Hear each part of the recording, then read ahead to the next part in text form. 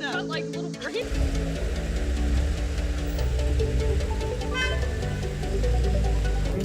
Then I think that we'll have the overall merchandise that's being sold for a number of... What?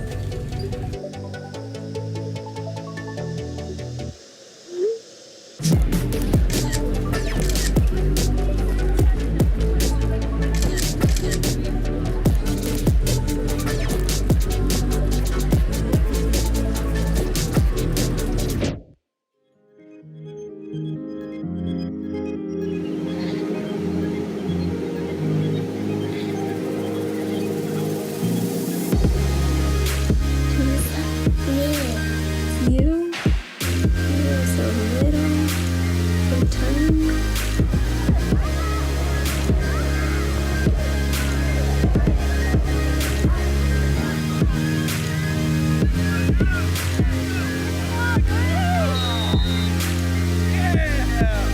I'm really sorry to hear that. Let me just pray for you for a minute. Dear God, I come to you right now and ask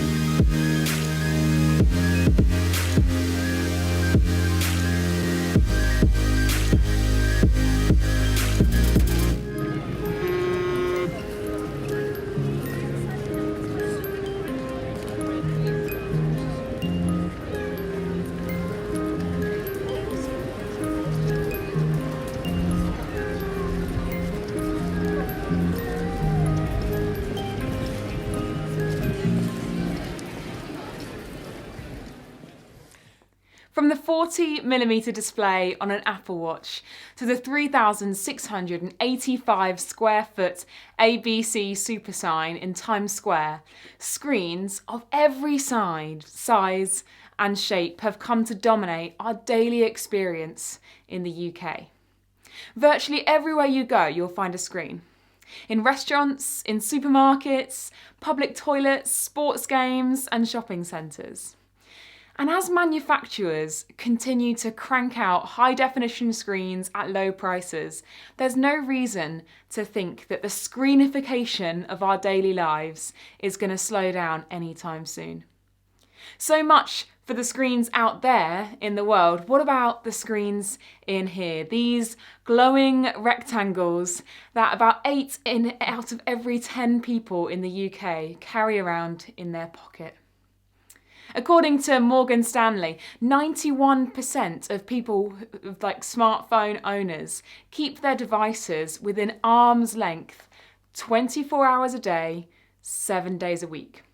On average, they check their phones more than 80,000 times a year. That's once every 4 minutes.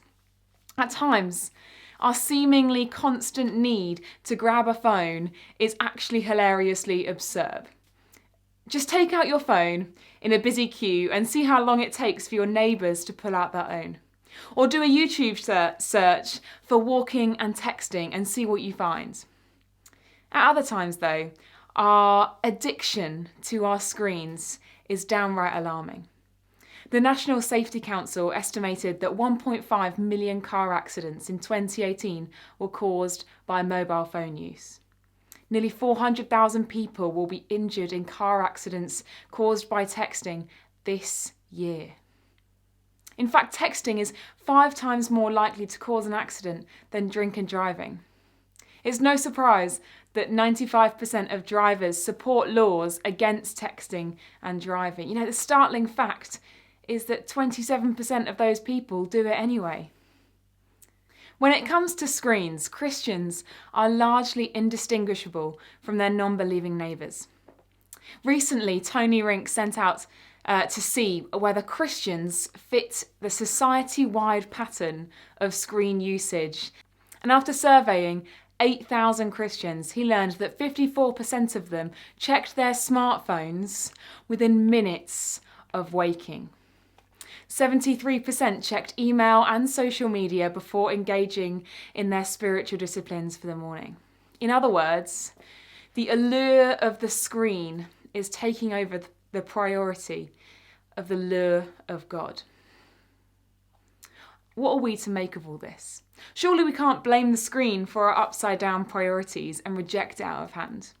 With the Bible in everyone's pocket, worship music available at any time, talks and messages available 24/7, it's hard to argue with the positive influence that screens have had on the Christian life.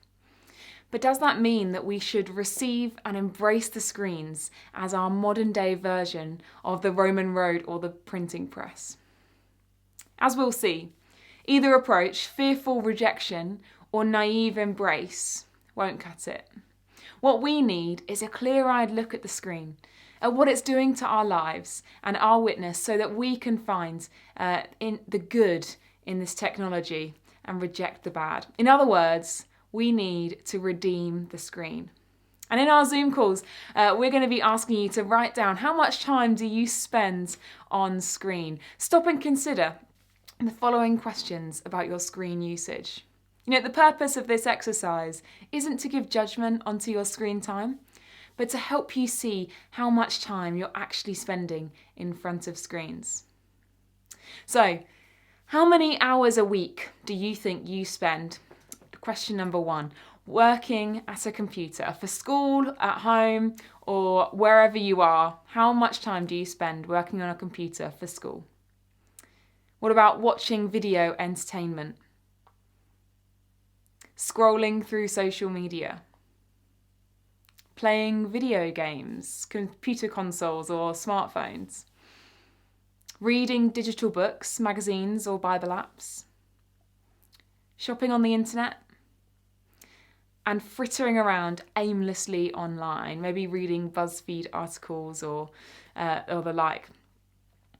In itself, the screen is just another bit of human technology, like the hammer. There's no right or wrong to a hammer until you swing it at a nail, or you use it to break into a neighbour's house. And in the same way, the screen can be used for good or for ill. Technology, says Andy Crouch, is a brilliant, praiseworthy expression of human creativity and cultivation of the world. But it is at best neutral in actually forming human beings who can create and cultivate as we were meant to. Put to good use, screens have become incredible tools for human flourishing.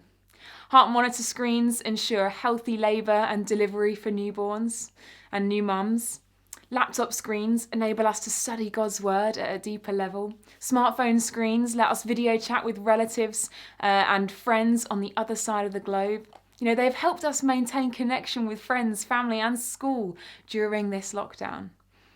And faithful Christians from the Jesus Film Project, or for those who created Chosen, which is brilliant by the way, or Third Millennium Ministries, to offer just 2 examples, have used screens to spread the gospel to every tongue, tribe, nation and people group. And for all this, we should give God thanks. However, screens can be misused. Screens open up a new world of explicit images, online creeps and digital bullies. And what will we do when no one's around to check what we're looking at on our smartphones? And these are important questions, but they miss something more fundamental about the screen's effect on our lives. For Christians, the superficial concern is what we're doing with screens. But there's a deeper question. What are screens doing with us? Stay with us next week as we delve into how screens affect our bodies.